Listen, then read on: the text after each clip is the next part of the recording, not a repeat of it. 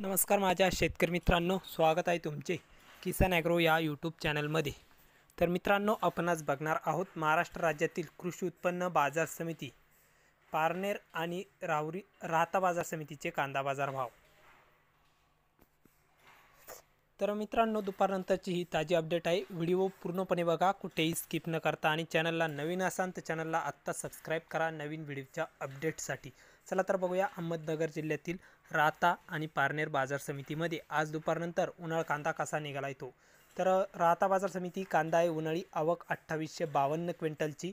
तर कमीत कमी दर राहत्यामध्ये 400 रुपये क्विंटल, तर सर्वसाधारण 1500 रुपये क्विंटल, तर जास्तीत जास्त दर 2500 रुपये क्विंटल राहत्यामध्ये कांदा विकलाय। तर चांगला भाव मिळालेला आहे राहता बाजार समितीमध्ये। तर पुढील बाजार समिती आहे पारनेर।